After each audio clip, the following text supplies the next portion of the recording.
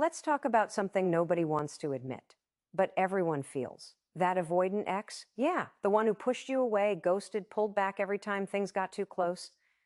They miss you, and not just in some casual, passing thought kind of way. They miss the way you love them. They miss the way you showed up.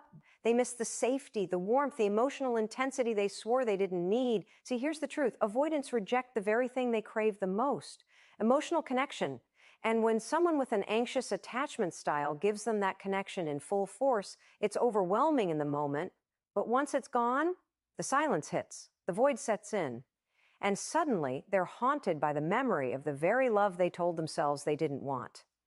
Today, we're going to break down the psychology behind that shift, why the avoidance starts to spiral after you walk away, why your absence becomes more powerful than your presence ever was, and how, without even trying, you become unforgettable.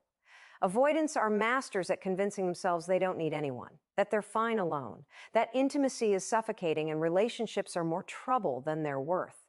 And in the beginning, they really believe that story. It's not an act, it's a coping mechanism. They've built a narrative around independence, not because they're naturally cold or emotionless, but because closeness once felt unsafe. Somewhere along the way, connection got paired with pain. And now, distance feels like control. Distance feels like freedom.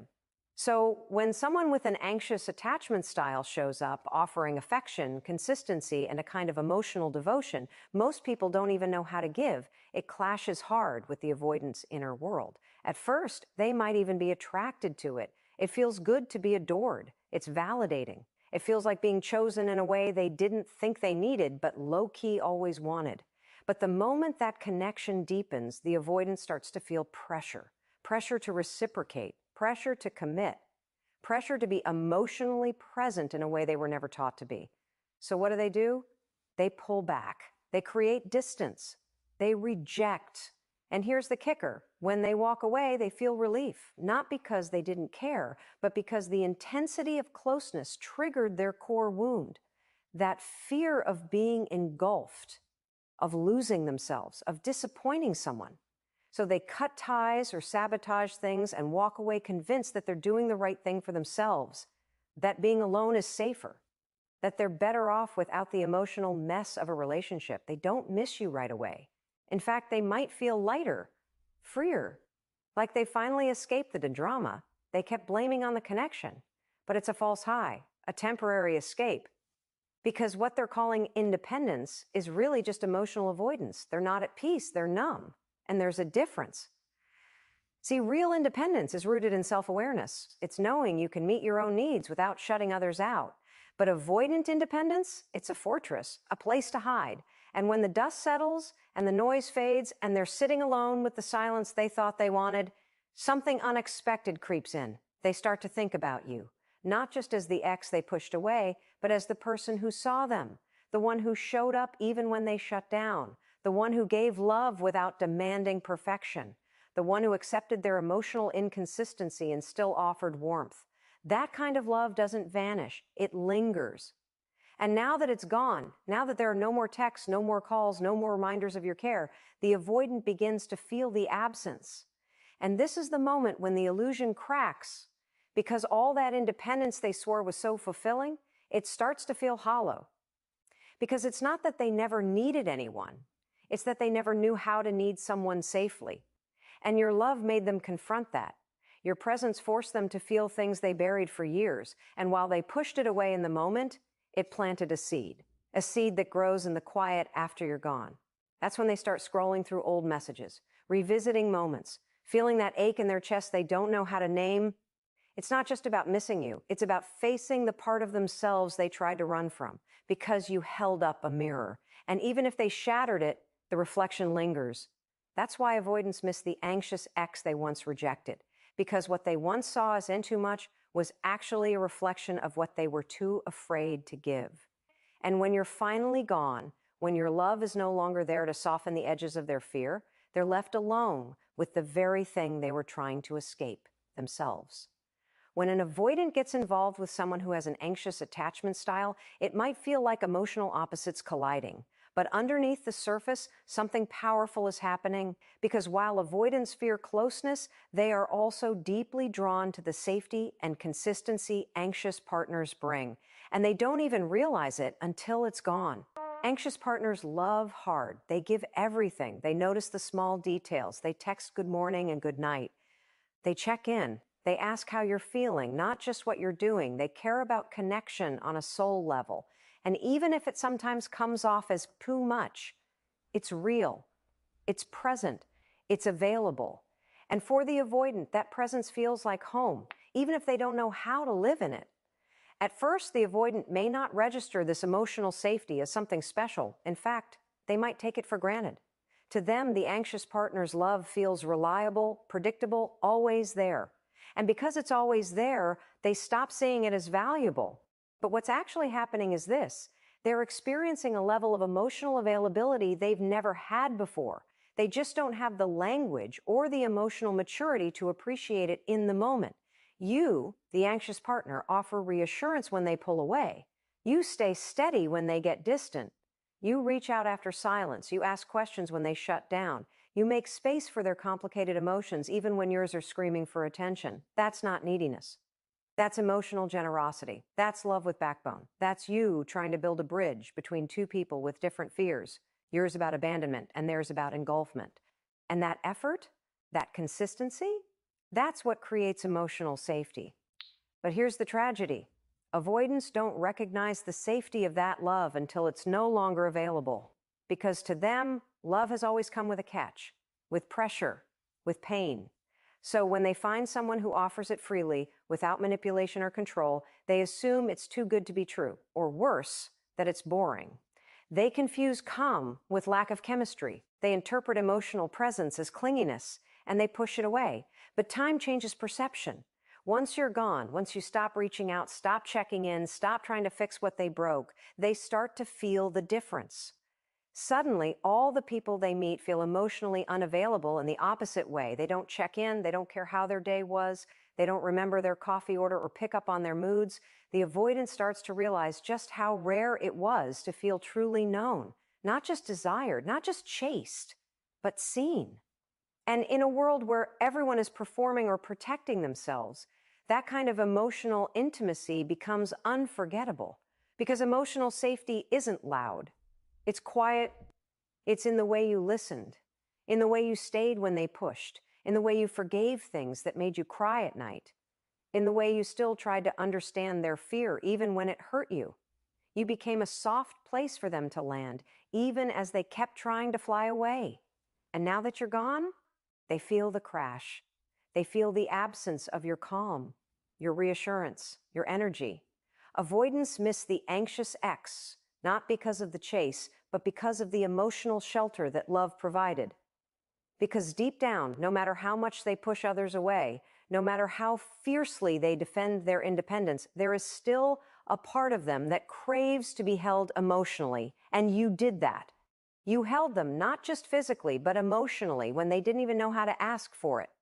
So when their world quiets down, when they lie awake and replay old moments in their head, they're not missing the drama. They're not missing the attention. They're missing the safety, the emotional sanctuary they once had but didn't know how to value. And that realization, it doesn't just sting, it haunts. At first, the silence feels like relief to the avoidant. The anxious ex has finally stopped texting, stopped calling, stopped trying to fix the relationship or decode the distance. For the avoidant, who often feels overwhelmed by emotional closeness, this silence feels like space, like peace, like they finally escaped the pressure of being emotionally accountable to someone else. They tell themselves it's better this way, that they're free, that they're fine. But silence is deceptive because while it starts off soothing, what it actually does is remove the distraction of noise. And when the noise is gone, when your voice, your concern, your presence disappears, that's when the thoughts creep in.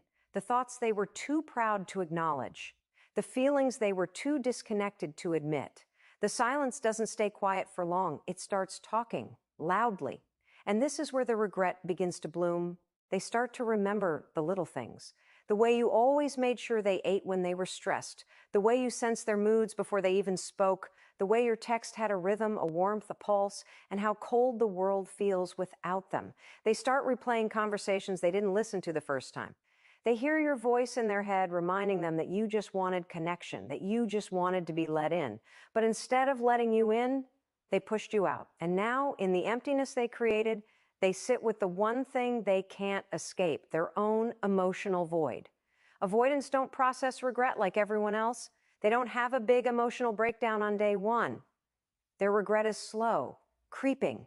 It doesn't hit in the moment. It unravels over time. First as confusion, then as frustration, then as a quiet ache that won't go away because they didn't think they'd miss you. They didn't think someone who gave away too much love would ever be someone they'd crave again, but they were wrong. See, when the anxious ex finally goes quiet, something powerful shifts. The avoidant no longer feels chased. They no longer feel pressured. Instead, they're left with the realization that they were never being controlled. They were being loved deeply, consistently, fearlessly. And it wasn't the anxious partner's love that was paying too much.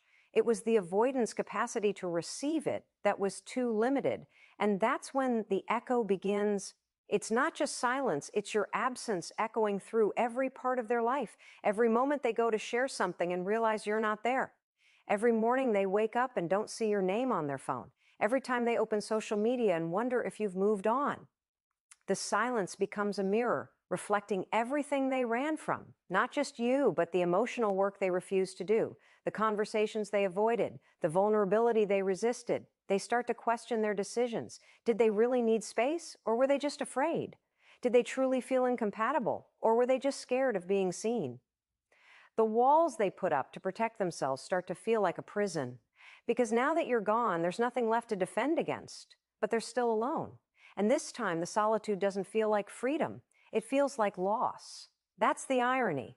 The avoidant builds their life around self-protection, but what they end up protecting themselves from is real intimacy, real love, real connection.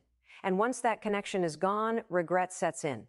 Not always with grand gestures or dramatic realizations, but in the slow, painful awareness that they let something rare slip through their fingers, something they didn't understand until it was no longer available.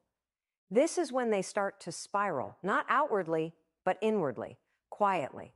They won't always reach out. Sometimes their pride holds them back. Sometimes their fear still whispers, "Don't go there, it's too vulnerable." But inside, they feel it deeply. That ache, that loss, that echo of the love they once had, but couldn't hold. Because when the silence echoes, it doesn't just remind them that you're gone, it reminds them of the love they couldn't receive and the regret they now live with. Everything changes the moment you stop chasing, the moment you stop explaining your worth, stop defending your love, stop trying to decode mixed signals and navigate emotional walls. For so long, the anxious partner has carried the weight of the relationship, holding on, reaching out, apologizing even when they weren't wrong, doing whatever it takes to keep the connection alive. That dynamic, that emotional imbalance, is what the avoidant has grown used to. They've been in control. They've been the one with the emotional upper hand, able to give and withdraw love on their terms, knowing that you'd stay, knowing that you'd come back, knowing that no matter how far they pulled away, you'd still be there, waiting with an open heart. But what avoidants don't realize is that love has a breaking point. Even the most loyal heart has a threshold. And when the anxious partner finally reaches it, when they get tired of being the only one trying, they don't leave with anger. They leave with clarity. They walk away not because they stopped caring, but because they finally started caring about themselves more. And that moment, that quiet, steady decision to stop showing up where they're not met, creates a massive shift in power. Now, the avoidant is no longer in control of the emotional dynamic. The one who used to stay has gone silent. The one who used to beg for closeness now has boundaries. And that shift, it destabilizes the avoidant in a way they never expected. They thought you'd always be there. They thought you'd never have the strength to walk, but you did. And that forces them to confront something they've been avoiding all along, the consequences of their own emotional unavailability. At first, they don't know what to do with the power shift. They're disoriented. Where's the person who used to flood their inbox with long messages trying to fix things? Where's the one who used to over-explain, over-apologize, over-love? That absence isn't just felt, it's jarring, because it was never just about your presence. It was about the emotional safety they felt knowing you'd never leave. That reassurance allowed them to be distant. But now, with that reassurance gone, they feel the anxiety they once projected onto you. They begin to question everything. Have you moved on? Are you talking to someone else? Do you still care? Are you happier without them? Suddenly, all the thoughts that once consumed you now consume them. The emotional roles flip. And this reversal is where real regret begins to take root, because they realize they've lost more than your attention. They've lost your trust, your softness, your willingness to try again. And it stings. The shift in power isn't about ego. It's not about winning. It's about reclaiming your self-respect. And that reclamation speaks louder than any words you could have said. When the anxious partner walks away and doesn't look back, it sends a clear message. I finally see my own worth, and I'm no longer willing to beg you to see it too. That message hits harder than any emotional plea because it shows growth, it shows healing, it shows that you've stopped playing the emotional tug of war and started choosing peace over chaos. And for the avoidant, that peace is deafening. Because now they're the one left wondering. They're the one refreshing your profile, replaying your last words, analyzing the moment it all changed. They can feel the energy shift, and they hate that they no longer have access to you, not just physically, but emotionally. You've closed the door, not out of spite, but out of self-love. And that is the moment when the avoidant finally starts to grasp what they had and what they lost. The power shift doesn't come from playing games or trying to hurt them. It comes from healing, from understanding that real love shouldn't feel like begging, that closeness shouldn't be punished, that you deserve a relationship where your love is met with openness, not fear. And when you walk away from someone who couldn't see your value while you were giving everything, that's not weakness, that's strength. And that strength is what finally gets their attention. Because the version of you who walks away, that's the version they remember forever. At first, the avoidant tells themselves that there will always be someone else, that the connection they had with you wasn't that special, that relationships come and go and no one is irreplaceable. They walk away from the anxious partner believing they're making a logical choice, convincing themselves they'll find something uneasier, something less intense, less emotionally demanding. But what they don't understand in the moment is this: what you gave them wasn't typical. What you offered wasn't just attention, it was emotional intimacy, real soul-level intimacy, the kind that doesn't come around often, the kind that can't be faked, replicated, or casually replaced. And the truth is, they don't realize this until they try to replace you. They go on dates. They meet new people, people who are fun, chill, seemingly low maintenance, and maybe at first that feels like a relief. No one is asking deep questions. No one is asking them to open up. There's no pressure to connect at a deeper level. But that surface-level connection wears thin fast because it lacks depth. It lacks the warmth and emotional resonance you brought into their life. See, you didn't just love them, you understood them. You noticed the changes in their energy. You heard what they didn't say. You leaned in when they pulled away, not because you were weak, but because you cared enough to meet them in their discomfort.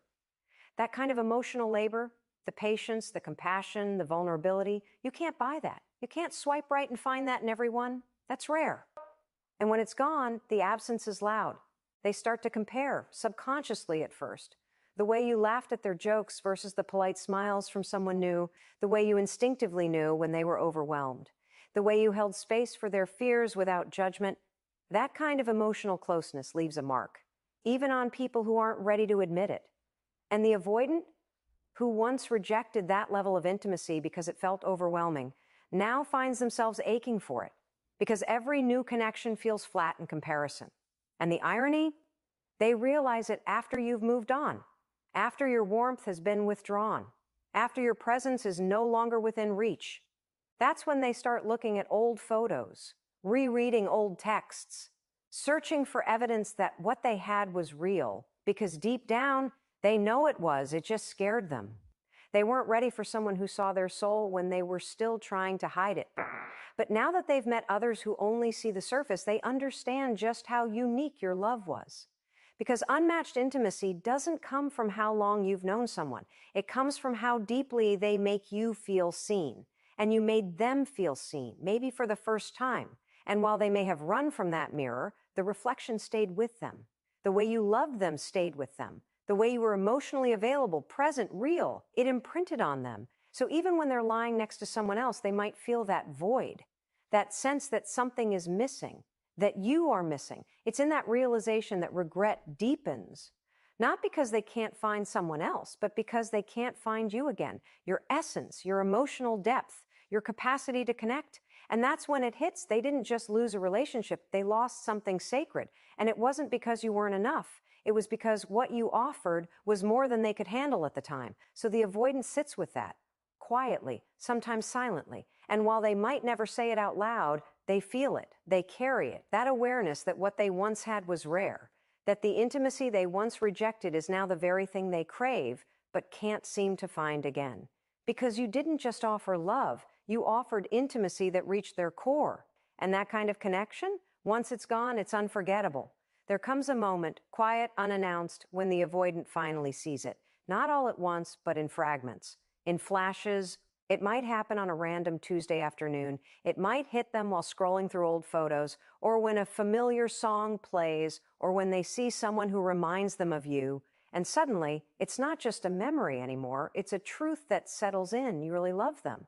Not conditionally, not performatively, but fully, genuinely, in a way that was rare, in a way that asked for nothing but honesty and emotional presence in return, and they let it go. This realization doesn't feel like regret. It feels like grief, because now they're not just missing a person, they're mourning a kind of love they didn't recognize until it was out of reach. A love that saw them in their messiness, in their fear, in their silence, and chose to stay, chose to keep showing up, chose to love them not for who they pretended to be, but for who they really were underneath all the defenses. That's the kind of love most people don't get even once in their lifetime. And that's what they walked away from. They thought they needed space. They thought they needed freedom. They told themselves that love shouldn't feel so intense, so consuming, so emotional. But now they understand it wasn't the love that was too much. It was their fear. It was their inability to receive something so pure, so available, so real. They realized you weren't asking for too much. You were simply asking for presence, for honesty, for commitment, for emotional maturity. And they couldn't give it at the time, not because you weren't worthy, but because they hadn't done the work. That realization cuts deep because they see now that you weren't just another person who came into their life. You were the one who loved them through their shadows, the one who believed in them when they doubted themselves, the one who offered grace where others would have walked. And they let that person go. Not because you did anything wrong, but because they were still more loyal to their avoidance than to their own healing. And now in the aftermath, they sit with the consequences. They look around at their life and something feels empty. Not because they're alone necessarily, but because the connection they once had, the one with depth, with honesty, with soul, is gone. The conversations you used to have, the way you used to ask questions no one else asked, the way you knew when something was wrong without them saying a word, it all starts to replay in their mind. And with every memory comes a wave of pain, not because the love wasn't real, but because it was, and they let it slip through their fingers. They may try to distract themselves, try to date other people, try to keep moving. But when the dust settles, they feel it, the loss, the finality, because they're not just missing a relationship, they're missing you. The kind of person who would have walked through fire for them. The kind of person who gave them chance after chance to meet you emotionally. And the truth is, they didn't just lose a partner. They lost a version of themselves they could have become if they'd stayed. Someone open, someone vulnerable, someone capable of love without fear. And that loss doesn't go away. They carry it in the quiet moments, in the stillness, in the conversations they'll never get to have, in the birthdays and holidays that pass without you, in the knowing that you love them not just for who they were, but for who you believed they could become. That kind of love leaves a permanent mark. So while you've grown, healed, and moved on, they remain haunted by the realization that they had something real, something extraordinary, and they let it go. Not because it wasn't right, but because they weren't ready. And by the time they were, you were already gone. And that's when they finally understand. They didn't just lose someone who loved them. They lost someone who would have stayed through it all, if only they had chosen to show up too. So here's the truth. When the avoidant rejected the anxious partner, they thought they were choosing peace. They thought they were protecting themselves from the intensity of vulnerability, from the fear of being truly known. But what they were really doing was walking away from the rarest thing most people will ever find. Someone who loved them in their rawest, most unfiltered form. Someone who stayed when it was hard. Someone who fought for the connection when it would have been easier to walk away. But love doesn't beg to be noticed forever. Eventually, even the most patient, most loyal hearts choose themselves. And when the anxious partner finally stops explaining, stops reaching out, stops trying to fix what they didn't break, the avoidant is left with a silence they never expected to feel so loudly. That silence becomes the teacher. It reveals everything they couldn't see before. The depth, the intimacy, the safety, the rarity of what they had. And that's when it hits them. They didn't lose you because you stopped loving them.